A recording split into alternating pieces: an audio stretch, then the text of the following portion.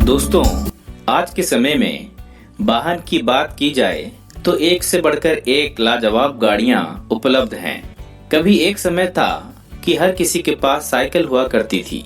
आम लोगों के लिए इससे बढ़िया यात्रा का साधन कोई होता ही नहीं था। आज के समय में इसका वजूद कहीं खोता जा रहा है। भले ही आज यह हमारे लिए ज्यादा महत्वपूर्ण नहीं है, लेकिन इसका इतिहास बताता है कि आखिर यह कितनी खास थी। तो चलिए देर किस बात की, चलते हैं साइकिल के सफर पर। साइकिल के इतिहास में कई लोगों का योगदान रहा है, इसलिए किसी एक को इसका श्रेय देना आसान नहीं है। इसका इतिहास आज भी वैज्ञानिकों के बीच एक बहस का मुद्दा बना हुआ है। साइकिल का असल जनक कौन है, यह बताना थोड़ा मुश्किल है। साइकिल के असली निर्माता के बारे में भले ही किसी को न पता हो, लेकिन इससे जुड़े कुछ धारणाएं जरूर हैं।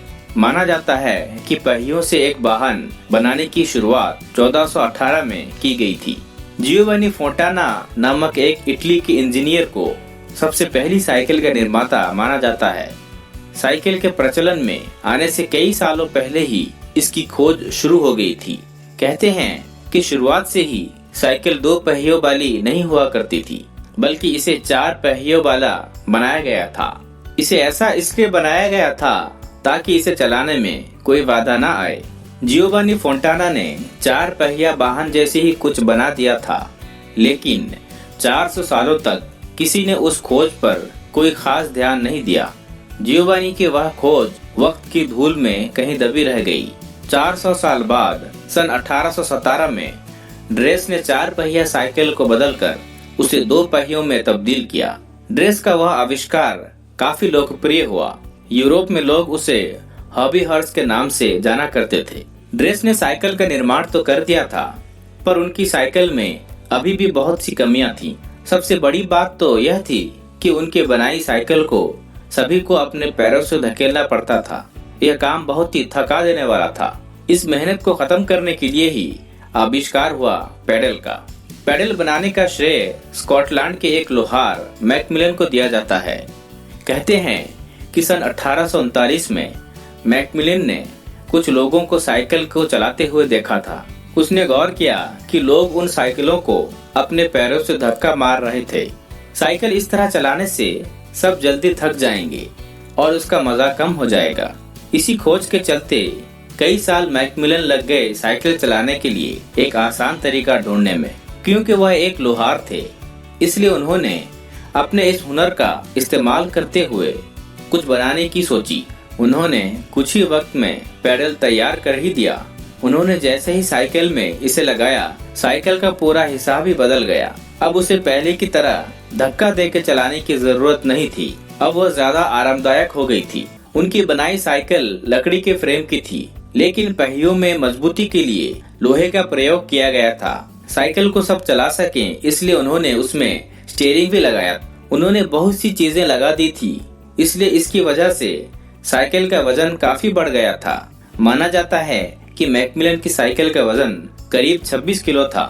सन 1870 में आई साइकिल अब पूरी तरह से धातु के फ्रेम वाली हो गई।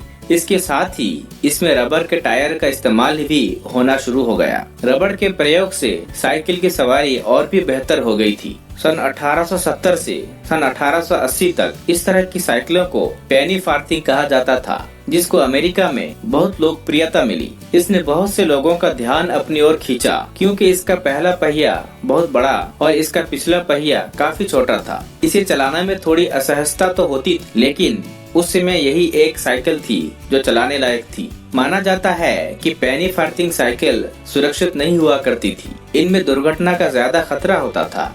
किसी को समझ नहीं आ रहा था कि कैसे एक सुरक्षित साइकिल को बनाया जाए। सन 1880 में इस काम को जेके स्टारले द्वारा अंजाम दिया गया, जब उन्होंने रोबर साइकिल का निर्माण किया।